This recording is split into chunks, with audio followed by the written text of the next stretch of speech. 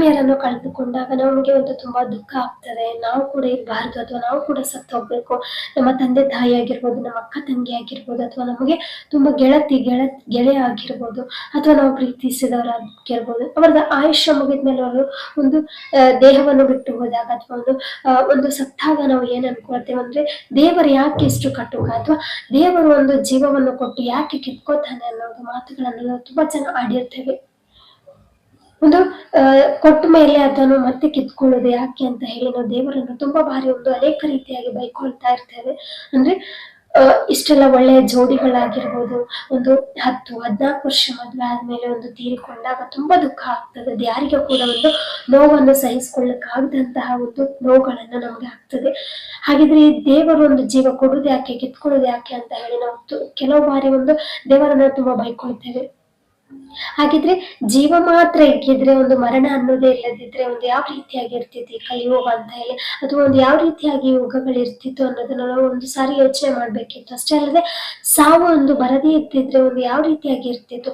ಇವಾಗ ಒಂದು ಕಲಿಯುಗದಲ್ಲಿ ನೋಡ್ತಿರ್ಬೋದು ಇಂತಹ ಒಂದು ಅತ್ಯಾಚಾರಗಳು, ಚಿಕ್ಕ ಚಿಕ್ಕ ಮಕ್ಕಳಿಗೆ ಅದು ಏನೋ ಒಂದು ಅರಿತೇ ಇರುವುದಿಲ್ಲ ಅಂತಹ ಮಕ್ಕಳಿಗೆ ಒಂದು ಯಾವ ರೀತಿಯಾಗಿ ಒಂದು ಅತ್ಯಾಚಾರಗಳನ್ನು ಮಾಡ್ತಿದ್ದಾರೆ. ಅಷ್ಟೇ ಅಲ್ಲದೆ ಒಂದು ಅನ್ಯಾಯಗಳು ತುಂಬಾ ದಿನನಿತ್ಯ ಅನ್ನೋದು ಒಂದು ಅನ್ಯಾಯಗಳಿಂದಲೇ ಒಂದು ಶುಭೋದಯ ಆಗ್ತಿದೆ, ಒಂದು ಬೆಳಿಗ್ಗೆ ಆಗ್ತಿದೆ.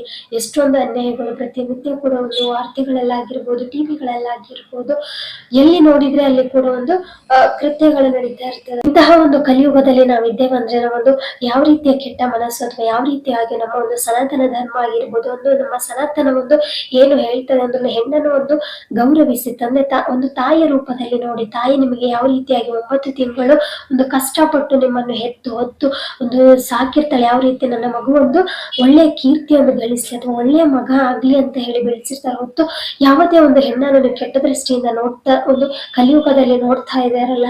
ಆದ್ರೆ ಅಂತಹ ಒಂದು ಯಾವ ರೀತಿಯಾಗಿ ಒಂದು ಹೆಣ್ಣನ್ನು ಗೌರವಿಸ್ತಾರೆ. ಅಷ್ಟೇ ಅಲ್ಲದೆ ನಿಮ್ಮ ತಂದೆ ನಿಮ್ಮ ಮನೆಯಲ್ಲಿ ಒಂದು ಹೆಣ್ಣು ಮಕ್ಕಳಾಗಿರ್ಬೋದು, ಮನೆಯಲ್ಲಿ ಕೂಡ ಒಂದು ನಿಮಗೆ ಹುಟ್ಟಿದಂತಹ ಮಕ್ಕಳಾಗಿರ್ಬೋದು, ಅವರ ಮೇಲೆ ಈ ರೀತಿಯಾಗಿದ್ರೆ ಯಾವ ರೀತಿಯಾಗಿ ಸಹಿಸ್ಕೊಳ್ತಿದ್ದೆ ಹೇಳಿ. ಅದೇ ಕಾರಣಕ್ಕೆ ಈ ಒಂದು ಮರಣ ಅನ್ನೋದು ಕೂಡ ಇರ್ಬೇಕಿತ್ತು ಅನ್ನೋದನ್ನು ಒಂದು ಇಂತಹ ಕೃತ್ಯಗಳು ನೋಡಿದಾಗ ಅನಿಸ್ತದೆ. ಮರಣಗಳು ಅನ್ನೋದು ಯಾವಾಗ ಬರ್ತದೆ ಅಂದ್ರೆ, ತನ್ನ ಪಾಪದ ಕೊಡಗಳನ್ನು ತುಂಬಿದಾಗ, ಅಥವಾ ಇನ್ನು ಕೆಲವರು ಯಾವ ರೀತಿ ಹೇಳಿದ್ರು, ಅವರು ತುಂಬಾ ಒಳ್ಳೆಯದಾದ್ರೆ ದೇವರು ತಪ್ಪು ಮಾಡಿದ ಅಥವಾ ಮೋಸ ಮಾಡಿದ ಅಂತ ಹೇಳ್ತೇವೆ. ದೇವರಿಗೆ ಅಂತಹ ವ್ಯಕ್ತಿಗಳು ತುಂಬಾ ಒಂದು ಇಷ್ಟ ಆಗಿರ್ತಾರಂತ ಕೂಡ ನಾವು ಹೇಳಿರ್ತೇವೆ. ಯಾಕಂದ್ರೆ ಇಲ್ಲಿ ಯಾರು ಕೂಡ ಶಾಶ್ವತವಲ್ಲ. ಎಂತಹ ಈಗ ನನ್ನ ಹತ್ರ ಕೋಟಿ ಹಣ ಇದೆ, ನಾನು ಬರಲ್ಲ, ನಾನು ಸಾಯಲ್ಲ ಅಂತ ಹೇಳಿ ಯಾರಿಗೂ ಹೇಳಿಕ್ಕಾಗಲ್ಲ. ಅಷ್ಟೇ ಅಲ್ಲದೆ ನಾನು ಯಾವುದೇ ತಪ್ಪು ಮಾಡಿಲ್ಲ, ನಾನು ಯಾಕೆ ಸಾಯ್ಲಿ ಅಂತ ಹೇಳಿ ಒಂದು ಹೇಳಿಕ್ಕೂ ಆಗಲ್ಲ. ನಮ್ಮ ಕಾಲ ಬಂದಾಗ ನಾವು ಹೋಗ್ಲೇಬೇಕು. ಯಾಕಂದ್ರೆ ಅದು ಒಂದು ಪ್ರಕೃತಿಯ ನಿಯಮ ಅಂತ ಕೂಡ ನಾವು ಹೇಳ್ಬೋದು. ಯಾವಾಗ ಒಂದು ಮಳೆಗಾಲ ಆದ್ಮೇಲೆ ಬೇಸಿಗೆಗಾಲ ಬರ್ತದೆ, ಬೇಸಿಗೆ ಆದ್ಮೇಲೆ ಚಳಿಗಾಲ ಅನ್ನೋದು ಬರ್ತದೆ. ಅದೇ ರೀತಿ ಜೀವನ ಅನ್ನೋದು ಅಷ್ಟೇ. ನಮ್ಮ ಆಯುಷ್ಯ ಮುಗಿದ ಮೇಲೆ ನಾವು ಹೋಗ್ಲೇಬೇಕು.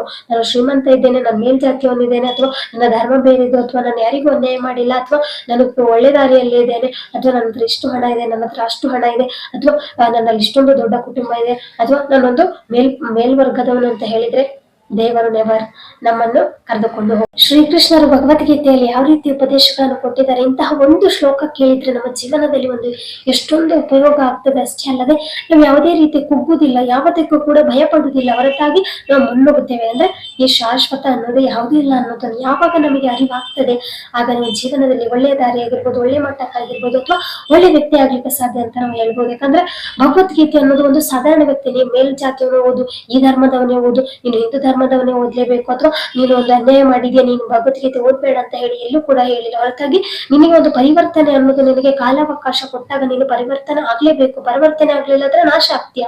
ಅದೇ ಒಂದು ಭಗವದ್ಗೀತೆ. ಸಾಮಾನ್ಯ ವ್ಯಕ್ತಿ, ನಿನ್ನ ಹತ್ರ ಹಣ ಇಲ್ವಾ, ನಿನ್ನ ಹತ್ರ ಏನು ಇಲ್ಲ ಅಂತ ಹೇಳಿದ್ರೆ ಕೂಡ ನೀನು ಬದುಕಬೇಕು ಅಂತ ಹೇಳಿದ್ರೆ, ಛಲ ಅಂತ ಇದ್ರೆ ನೀನು ಭಗವದ್ಗೀತೆ ಮುಖಾಂತರ ಒಂದು ಸಾಧ್ಯ ಅಂತ ಹೇಳ್ಬೋದು. ಯಾಕಂದ್ರೆ ಹಣ ಇದ್ರೆ ಮಾತ್ರ ಜೀವನ ಅಲ್ಲ, ಹಣ ಇದ್ರೆ ಮಾತ್ರ ಸುಖ, ಶಾಂತಿ, ನೆಮ್ಮದಿ ಅನ್ನೋದು ಸಿಗುವುದಿಲ್ಲ. ಹೊರತಾಗಿ ನಮ್ಮಲ್ಲಿ ಯಾವತ್ತೂ ಕೂಡ ಒಂದು ಮನಸ್ಸು ಅನ್ನೋದು ಸ್ವಚ್ಛವಾಗಿರ್ತದೆ. ಅಂತವನಿಗೆ ಸದಾ ಕಾಲ ನೆಮ್ಮದಿ, ಶಾಂತಿ ಅನ್ನೋದು ಇರ್ತದೆ. ಹೊರತಾಗಿ ಹಣ ಒಂದು ಅಗತ್ಯವಾಗಿ ಬೇಕಾಗಿರ್ತದೆ. ಆದ್ರೆ ಎಲ್ಲದಕ್ಕೂ ಕೂಡ ಅದೇ ಮದ್ದು ಅಂತ ಕೂಡ ನಾವು ಹೇಳಲಿಕ್ಕೆ ಸಾಧ್ಯ ಇಲ್ಲ. ಯಾಕಂದ್ರೆ ಒಂದು ಭಗವದ್ಗೀತೆ ಅತಿ ಸಾಧಾರಣ ವ್ಯಕ್ತಿ ತನ್ನ ಜೀವನವನ್ನು ಯಾವ ರೀತಿ ಉನ್ನತ ಮಟ್ಟಕ್ಕೆ ಕೊಂಡ್ಕೊಂಡು ಹೋಗ್ಬೇಕು, ಯಾವ್ದು ಅಸತ್ಯ, ಯಾವ್ದು ಸತ್ಯ, ಯಾವ್ದು ಧರ್ಮ, ಯಾವ್ದು ಅಧರ್ಮ, ಯಾವ್ದು ಕೆಟ್ಟ ದಾರಿ, ಯಾವ್ದು ಒಳ್ಳೆಯ ದಾರಿ ಅಂತ ಹೇಳಿ ತೋರಿಸಿ ಕೊಡುವುದೇ ಭಗವದ್ಗೀತೆ ಒಂದು ದಾರಿ ಅಂತ ನಾವು ಹೇಳ್ಬೋದು. ಶ್ರೀಕೃಷ್ಣರು ಒಂದು ಭಗವದ್ಗೀತೆ ಅಂತ ಅಮೂಲ್ಯ ನಮಗೆ ಗಿಫ್ಟ್ ಕೊಟ್ಟಿದ್ದಾರೆ ಅಂತ ಹೇಳಿದ್ರೆ ಯಾವತ್ತೂ ಕೂಡ ನಾವು ಅದಕ್ಕೆ ಅದನ್ನು ಅನುಸರಿಸಿಕೊಂಡು ಹೋದಾಗ ಯಾವುದೇ ವ್ಯಕ್ತಿ ಭಗವದ್ಗೀತೆ ಓದಿ ಹಾಳಾದವರು ಅಂತ ಹೇಳಿ ಯಾವ ಹಿಸ್ಟ್ರಿಯಲ್ಲಿ ಕೂಡ ಇಲ್ಲ. ಹೊರತಾಗಿ ಭಗವದ್ಗೀತೆ ಓದಿ ನಾನು ಉದ್ಧಾರ ಆಗಿದ್ದೇನೆ ಅಥವಾ ನನಗೆ ಭಗವದ್ಗೀತೆಯಿಂದ ಪರಿವರ್ತನೆ ಹೊಂದಿದ್ದೇನೆ, ಭಗವದ್ಗೀತೆಯಿಂದ ನನ್ನ ಜೀವನ ಒಳ್ಳೆ ಮಟ್ಟಕ್ಕೆ ಬಂದಿದೆ ಅಂತ ಹೇಳುವುದು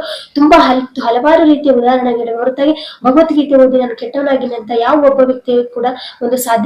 ಅದಕ್ಕಾಗಿ ಭಗವದ್ಗೀತೆ ಅಂತ ಒಂದು ಸಣ್ಣ ಮಕ್ಕಳಿಗೆ ಓದಿಸಿ, ಕಲಿಯುಗದಲ್ಲಿ ಯಾವ ರೀತಿ ಅಂದ್ರೆ ಒಂದು ನೋಡಿದ ತಕ್ಷಣ ಒಂದು ನಮ್ಮಲ್ಲಿ ಒಂದು ಭಾವನೆಗಳು ಒಂದು ಚೇಂಜ್ ಆಗ್ತಾ ಹೋಗ್ತದೆ. ಅಷ್ಟೇ ಅಲ್ಲದೆ ನಮ್ಮ ಮಕ್ಕಳಿಗೆ ಒಳ್ಳೆಯ ವ್ಯಕ್ತಿ, ನೀನು ಡಾಕ್ಟರ್, ಇಂಜಿನಿಯರ್, ಲಾಯರ್ ಆಗು ಅಂತ ಹೇಳೋದಕ್ಕಿಂತ ಮೊದಲು ನೀನು ಮನುಷ್ಯನಾಗು ಅನ್ನೋದೇ ಒಂದು ನಿಜವಾದ ಪಾಠ ಅಂತ ಹೇಳ್ಬೋದು. ಯಾಕಂದ್ರೆ ಇವತ್ತಿನ ಕಾಲದಲ್ಲಿ ಇಂತಹ ಚಿಕ್ಕ ಚಿಕ್ಕ ಮಕ್ಕಳಿಗೆ ಒಂದು ರೇಪಲಾಗ್ತಿದೆ. ಅಂತದೆಲ್ಲ ನೋಡುವಾಗ ನಾಳಿನ ದಿವಸ ನಮ್ಮ ಮನೆಯಲ್ಲಿ ಯಾರಿಗೂ ಆಗಿರ್ಬೋದು ಅಥವಾ ನಮಗೆ ಯಾರಿಗೂ ಆಗಿರ್ಬೋದು, ಆಗ ನಮ್ಮಲ್ಲಿ ಅಂತಹ ಒಂದು ಶಕ್ತಿ ಬರುವುದು ಬೇಡ. ಅಷ್ಟೇ ಅಲ್ಲದೆ ನಮ್ಮ ಮಕ್ಕಳಿಗೆ ಒಳ್ಳೆ ಪಾಠವನ್ನು ಹೇಳಿಕೊಡ್ಬೇಕು. ಇನ್ನೊಂದು ಹೆಣ್ಣನ್ನು ಮಾಡಿದ್ರೆ ನಿಮ್ಮ ಮನೆಯಲ್ಲಿದ್ದ ಹೆಣ್ಣು ಮಕ್ಕಳಿಗೆ ಹೇಗೆ ಆಗ್ತದೆ ಅನ್ನೋ ಅರಿವನ್ನು ಮೂಡಿಸಿದಾಗ ಇಂತಹ ರೇಪುಗಳು ನಿಲ್ಲಿಕ್ಕೆ ಸಾಧ್ಯ ಅಂತ ಹೇಳ್ಬೋದು. ಇಂತಹ ಕೃಷ್ಣ ಒಂದು ಭಗವದ್ಗೀತೆಯನ್ನು ಓದುವ ಮುಖಾಂತರ ಪರಿವರ್ತನೆ ಆಗ್ತದೆ. ಅಷ್ಟೇ ಅಲ್ಲದೆ ಕಲಿಯುಗದಲ್ಲಿ ಒಳ್ಳೆಯ ಮನಸ್ಸುಗಳು ಬರ್ಬೇಕಂದ್ರೆ ಭಗವದ್ಗೀತೆ ಖಂಡಿತವಾಗಿ ಮುಖ್ಯವಾಗಿಯೂ ಬೇಕಾಗಿರ್ತದೆ. ನಾವು ಯಾವ್ಯಾವ್ದೋ ಕೆಟ್ಟ ವಿಡಿಯೋಸ್ ಗಳನ್ನು ನೋಡಿ ನಾವು ಕಾಲಹರಣ ಮಾಡ್ತೀವಿ. ಹೊರತಾಗಿ ನಮ್ಮ ಜೀವನವನ್ನು ಯಾವ ರೀತಿಯಾಗಿ ನಾವು ಸ್ಟೇಟಸ್ ಗಳ ಮುಖಾಂತರ ಒಂದು ಹೆಣ್ಣನ್ನು ರೆಸ್ಪೆಕ್ಟ್ ಕೊಡಿ, ಹೆಣ್ಣನ್ನು ಗೌರವಿಸಿ ಅಂತ ಹೇಳಿ ಫೋಟೋ ಹಾಕಿದ ತಕ್ಷಣ, ಒಂದು ಸ್ಟೇಟಸ್ ಹಾಕಿದ ತಕ್ಷಣ ನೀನು ಒಳ್ಳೆ ವ್ಯಕ್ತಿ ಆಗ್ಲಿಕ್ಕೆ ಸಾಧ್ಯ ಇಲ್ಲ. ಹೊರತಾಗಿ ನನ್ನ ಕಣ್ಣ ಮುಂದೆ ಏನ್ ನಡೀತಿದೆ ಅದನ್ನು ನೀನು ಹೆದರಿಸಿ ಅಥವಾ ಅದನ್ನು ನೀನು ನನ್ನ ತಂಗಿ ಅಥವಾ ನನ್ನ ತಾಯಿಯ ಸ್ಥಾನದಲ್ಲಿ ಇಟ್ಕೊಂಡು ನೀನು ಅವರನ್ನು ಒಂದು ಜೋಪಾನ ಮಾಡು ಅಥವಾ ನೀನು ಅವಳನ್ನು ಕಾಯಿಸೋದು, ಭದ್ರತೆಗೊಳಿಸು. ಆಗ ಮಾತ್ರ ಇಂತಹ ಅಪರಾಧಗಳಾಗಿರ್ಬೋದು ಅಥವಾ ಅತ್ಯಾಚಾರಗಳನ್ನು ನಿಲ್ಬಹುದು ಅಂತ ಹೇಳಲಿಕ್ಕೆ ನಾನು ಇಷ್ಟಪಡ್ತೇನೆ. ಶ್ಲೋಕ 26 ಹೇಳ್ತದಂದ್ರೆ, ಸಾವು ಅನ್ನೋದು ಅಥವಾ ಹುಟ್ಟು ಅನ್ನೋದು ಯಾವತ್ತೂ ಕೂಡ ಅದೊಂದು ಅಂತ್ಯ ಆಗ್ತದೆ. ನೀನು ಹುಟ್ಟಿದ ಮೇಲೆ ನೀನು ಸಾಯ್ಲೇಬೇಕು ಅನ್ನೋದೇ ಈ ಶ್ಲೋಕ 26 ಅನುವಾದ. ಹಾಗಾಗಿ ನೀನು ಎಷ್ಟೇ ಒಂದು ಸೌಂದರ್ಯವತೆ ಅಥವಾ ನೀನು ತುಂಬಾ ಸುಂದರವಾಗಿದೆ ಅಥವಾ ಒಳ್ಳೆ ಗುಣಗಳಿದೆ ಅಥವಾ ನಿನ್ನಲ್ಲಿ ಹಣ ಇದೆ ಅಥವಾ ನೀನು ಯಾವ್ದು ತಪ್ಪು ಮಾಡಿಲ್ಲ ಅಂದ್ರೂ ನಿನಗೆ ಸಾವು ಅನ್ನೋದು ಕಟ್ಟಿಟ್ಟ ಬುದ್ಧಿ. ಅಷ್ಟೇ ಅಲ್ಲದೆ ನಮ್ಮ ಕರ್ಮಕ್ಕೆ ಅನುಗುಣವಾಗಿ ನಮ್ಮ ಅಂತ್ಯಕ್ರಿಯೆ ಆಗ್ತದೆ ಅಥವಾ ನಾವು ನಶಿಸಿ ಹೋಗ್ತೇವೆ ಅನ್ನೋದೇ ಒಂದು ಈ ಶ್ಲೋಕದ ಒಂದು ಒಳ ವಿವರಣೆ ಆಗಿದೆ. ಹಾಗಾಗಿ ನಾವು ಇರುವಷ್ಟು ದಿವಸ ನಮಗೆ ದೇವರು ಎಷ್ಟು ಅವಕಾಶ ಕೊಡ್ತಾರೆ ಅಲ್ಲಿ ತನಕ ನಾವು ಇನ್ನೊಬ್ಬರಿಗೆ ಒಳ್ಳೇದು ಮಾಡ್ಲಿಕ್ಕೆ ನಮ್ಮಿಂದ ಸಾಧ್ಯ ಇಲ್ವಾ? ಹಾಗಿದ್ರೆ ಕೆಟ್ಟದನ್ನು ಮಾಡೋದನ್ನು ಮಾಡ್ಬೇಡಿ. ಹೊರತಾಗಿ ಯಾವ ರೀತಿಯಾಗಿ ಅಂದ್ರೆ ನಮ್ಮ ಜಲಸ್ ಅಂತ ಹೇಳಿದ್ರೆ ನಮ್ಮಲ್ಲಿ ಒಂದು ಹೊಟ್ಟೆ ಕಿಚ್ಚ ಅನ್ನೋದು ಮದ ಮತ್ಸರ, ಒಂದು ಗಂಡ ಹೆಂಡತಿ ಚಂದ ಇದ್ರೆ ಅವರನ್ನು ಒಂದು ಏನಾದ್ರೂ ಮಂತ್ರ ಮಾಡುದು, ಅವರಲ್ಲಿ ಒಂದು ಬಿರುಕು ಮೂಡಿಸೋದು. ಯಾಕೆ ಇದೆಲ್ಲ ಮಾಡುದು? ಹೊರತಾಗಿ ನಾವು ಅವರೊಂದಿಗೆ ಅವರ ಪ್ರೀತಿಯನ್ನು ನೋಡಿ ನಾವು ಕೂಡ ಈ ರೀತಿ ಆಗ್ಬೇಕು ಅನ್ನೋದನ್ನೇ ಹೊರತು ಆ ರೀತಿ ಮನಸ್ಸು ಹೊಂದಬೇಕೆ ಹೊರತು ಅವರದೊಂದು ಸಂಬಂಧ ಹಾಳಾಗ್ಲಿ ಅಥವಾ ಅವರದೊಂದು ಸಂಬಂಧ ನಮ್ಮ ನೋಡ್ಲಿಕ್ಕಾಗಲ್ಲ, ಅವರ ಬಗ್ಗೆ ಒಂದು ಕೆಟ್ಟದಾಗಿ ಯೋಚನೆ ಮಾಡುದು. ಯಾಕೆ ಇದೆಲ್ಲ ಮಾಡುದು? ಹೊರತಾಗಿ ನಾವು ಆಶೀರ್ವಾದ ಮಾಡ್ಬೇಕು, ಇವರು ಹೀಗೆ ಇರ್ಲಿ ಅಥವಾ ಇವರ ಪ್ರೀತಿ ನೋಡ್ಲಿಕ್ಕೆ ಚಂದ ಅಥವಾ ಇವರ ಪ್ರೀತಿ ಇನ್ನೂ ಒಂದು ಗಟ್ಟಿಯಾಗ್ಲಿ ಅನ್ನೋದು ಬಯಸ್ಬೇಕು ಹೊರತು ಅವರ ಮಧ್ಯೆ ಒಂದು ಬಿರುಕು ಮೂಡಿಸೋದು ಅಥವಾ ಯಾವುದೇ ರೀತಿಯ ಕೆಟ್ಟ ಯೋಚನೆಗಳು ಮಾಡಬಾರ್ದು ಅನ್ನೋದೇ ಈ ಶ್ಲೋಕದ ಒಳ ವಿವರಣೆ ಆಗಿದೆ. ಹೊರತಾಗಿ ಹುಟ್ಟು ಸಾವು ಅನ್ನೋದು ನಮಗೆ ಯಾವತ್ತೂ ತಪ್ಪಿದಲ್ಲ. ಹಾಗಾಗಿ ಇರುವಷ್ಟು ದಿವಸ ನಾವು ಒಳ್ಳೆಯವರಾಗಿ ಇರುವ ಅಂತ ಹೇಳ್ತಾ ಈ ಶ್ಲೋಕ ಇಲ್ಲಿಗೆ ವಿರಾಮಗೊಳಿಸುತ್ತಿದ್ದೇನೆ. ಜೈ ಶ್ರೀರಾಮ್.